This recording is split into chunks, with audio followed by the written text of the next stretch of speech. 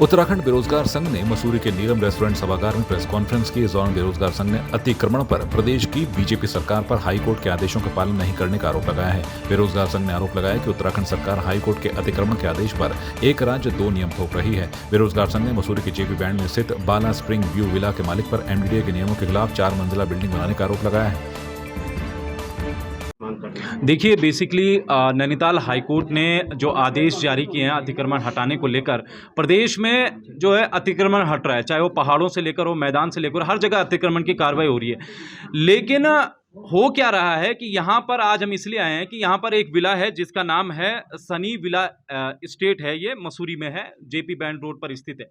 इस पर जो एमडीडीए का नक्शा है वो एक तरह से इसमें 2 मंजिला इसमें नक्शा पास की अनुमति थी जो एमडीडी ने दी थी, लेकिन आज इसने 4 मंजिला खड़ा कर दिया है जो एक तरह से नियमों की धज्जियां उड़ा रहा है। इसके अलावा इसका जो सबसे बड़ा जो हम अतिक्रमण पर इसको जोड़ रहे हैं कि राज्य सरकार जो है अतिक्रमण पर कार्रवाई तो कर रही है, लेकिन जो रसूखदार है इसका जो पद है ये सचिवालय में कार्यरत हैं और ये वहां पर संपत्ति विभाग में व्यवस्था अधिकारी हैं। तो इन्होंने अपनी व्यवस्था क्या कर दी है, 4 मंजिला भी कर दिया है। और जो हाईकोर्ट के नियम कहते हैं, हाईकोर्ट के नियम जो कह रहे हैं कि भाई आप एनएच से चलकर वहां पर जो है नहीं बना सकते हैं, जो मंजिल है वो नहीं बना सकते हैं, तो इन पर वो नियम नहीं अटक रहे हैं। जबकि जो गरीब है उनकी धामी सरकार जो है लगातार उन पर बुलडोजर चला रही है। हमारी ये मांग है कि विदिन 3 दिन हम चेतावनी देते हैं, अगर 3 दिन के भीतर इस विला पर कार्रवाई नहीं की गई तो पूरा प्रदेश की जनता के साथ ये पूरा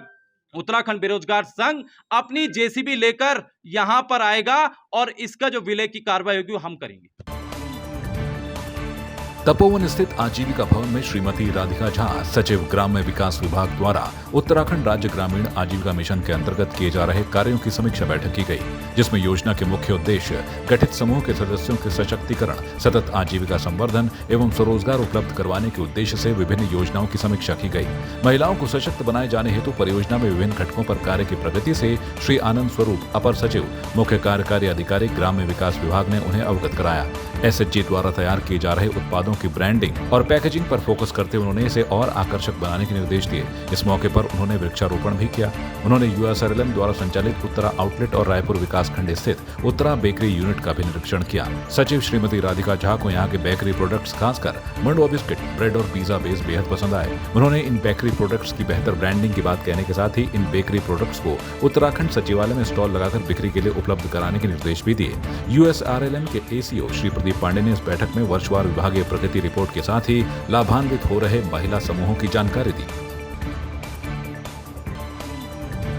पिरान कलेर में दरगाह मेले की शुरुआत हो गई है। मेले का आगाज राष्ट्रगान के साथ किया गया और ऐसा देश में पहली बार हो रहा है कि किसी मुस्लिम धार्मिक स्थल पर जन गण मन राष्ट्रीय गान गाया गया।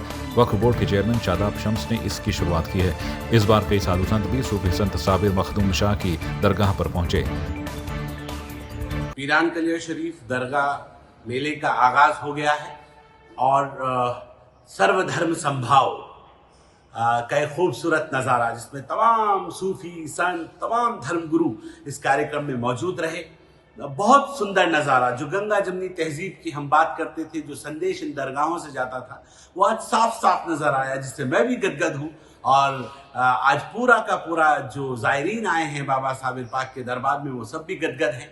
राष्ट्रीय गान से इस मेले का आगाज किया गया है और मुझे लगता है कि जब दून पुलिस ने पुष्पांजलि ग्रुप पर शिकंजा कसना शुरू कर दिया है। दरअसल पुष्पांजलि ग्रुप के मामले में पुलिस ने ग्रुप और उसके सहयोगियों के 41 खातों को फ्रीज कर दिया है। इन खातों में 205 करोड़ रुपए का लेन देन मिला है। इस पैसे को कई जगह निवेश कर बैंक खातों को खाली कर दिया गया है। पुलिस को मित्तल दंपत्ति के विदेशी खातों के बारे में भी जानकारी मिली है। आपको बता दें कि 2020 में कुछ निवेशकों ने पुष्पांजलि बिल्डर्स के खिलाफ धोखाधड़ी की शिकायत की थी। डिस्ट्रिक्ट लेवल पर मॉनिटरिंग के लिए इसमें करीब 10 मुकदमे दीपक मित्तल और उसकी कंपनी जो उसमें इन्वॉल्व थे उस पर दर्ज थे। इसमें गैंगस्टर एक्ट का मुकदमा भी दर्ज था।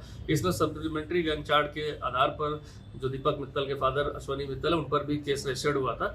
इस पर टीम ने उनको हरिद्वार से जो है गिरफ्तार किया है और इसमें न्यायिक हिरासत में उनको प्रोड्यूस किया जा रहा है। जो समस्त जानकारी एसआईटी टीम से मिली उसमें यह पता चला कि 41 अकाउंट अभी तक हमारी टीम ने जो है विभिन्न स्रोतों से जानकारी करके जो इसमें अकाउंट के ट्रांजैक्शन चल रहे थे उसको किया, जिसमें 200 करोड़ से ज़्यादा इसमें ट्रांजैक्शन है। कुछ एनआरआई अकाउंट्स भी पुलिस टीम के द्वारा इन्वेस्टिगेशन मिले हैं जो फॉरेन में बेस्ड है। साथ ही साथ जो अभी अक्यूज को अरेस्ट किया गया है उसके द्वारा भी कहीं ना कहीं इसमें देखा गया है कि विदेशों में पैसा भेजा गया, किन परिस्थितियों में सोर्स ऑफ इनकम क्या थी उस पैसे की, ये सारा कुछ इन्वेस्टिगेशन और गैंगस्टर का जो मुकदमा लिखा है उसके तहत 14 के तहत ये इसमें इन्वेस्टिगेशन में आएगा।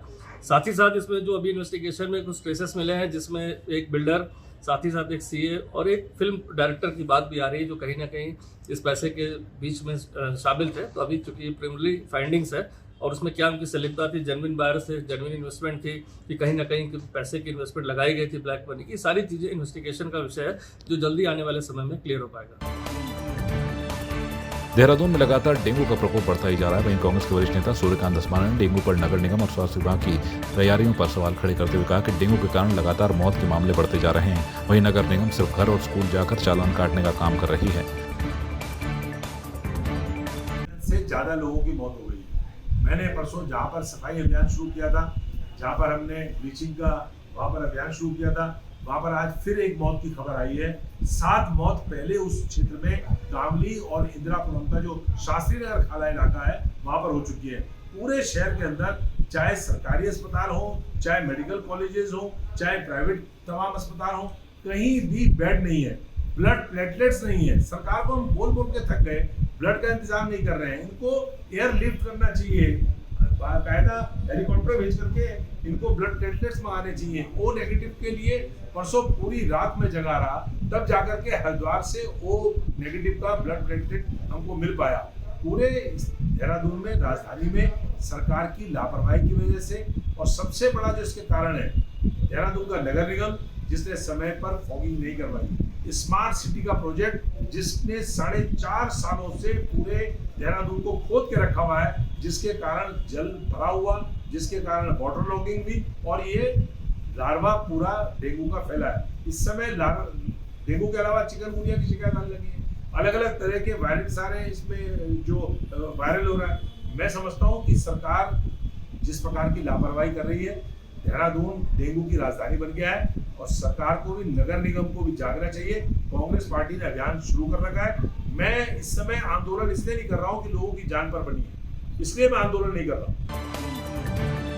ऋषिकेश कर्णप्रयाग रेलवे परियोजना 2024 तक पूरी होती नजर नहीं आ रही है। रेल विकास निगम ने भारत सरकार को भरोसा दिलाया है कि 2024 के लोकसभा चुनाव से पहले ट्रेन कर्णप्रयाग पहुंच जाएगी। माना जा रहा था कि प्रधानमंत्री 2024 से पहले इसका उद्घाटन कर सकते थे, लेकिन रेल विकास निगम की माने तो 2025 तक ऋषिकेश कर्णप्रयाग रेलवे परियोजना की ट्रेन केवल 82 तक ही पहुंच पाएगी। इसके पीछे का मुख्य कारण कोविड के दौरान लॉकडाउन बताया जा रहा है। तो 2020 के मिडिल मतलब जून जुलाई और 2020 के दिसंबर तक ठेके फाइनल होते रहे हैं। तो उसी समय से कार्य जो प्रारंभ हुआ है और प्रारंभिक कार्य प्रारंभ होने के दौरान ही आपने देखा होगा कोविड की वेव आई, पहली वेव आई तो उससे थोड़ा इफेक्ट हुआ।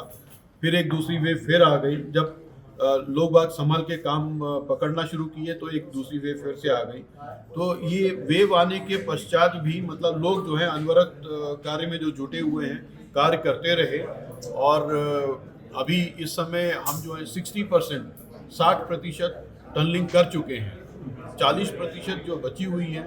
और हमारी कुछ लंबी लंबी सुरंगें हैं, टनल संख्या 5, टनल संख्या 1, टनल संख्या 14, ये हमारी थोड़ी क्रिटिकल टनल्स हैं जिसमें कार्य जो है बड़ी विषम परिस्थितियों में, विषम जियोलॉजी में कार्य हो रहा है। और बहुत ही फ्रेजाइल मतलब कमज़ोर जियोलॉजी में काम करना थोड़ा कठिन होता है, क्योंकि हम उसमें ज़्यादा लंबी पुल भी नहीं ले सकते। जो मतलब 1 मीटर 0.75 मीटर का एक पुल हमें लेना होता है, उसी को करने के बाद फिर सेकेंड पुल की तरफ हम बढ़ते हैं। तो ये साइकिल जो है थोड़ी लंबी हो जाती है जब जियोलॉजी विषम होती है। तो उस वजह से थोड़ा सा काम हमें कोविड की नौक हमें पड़ा है। इसकी काम पूर्ण करने की तिथि हमारी दिसंबर 2024 थी, तो कोविड की वजह से थोड़ा सा नौक हुआ है। लेकिन हम कोशिश कर रहे हैं कि दिसंबर 25 या 26 के शुरुआती में हम कम से कम 82 तक तो पहुंच जाएं सीधी ट्रेन चलाने में।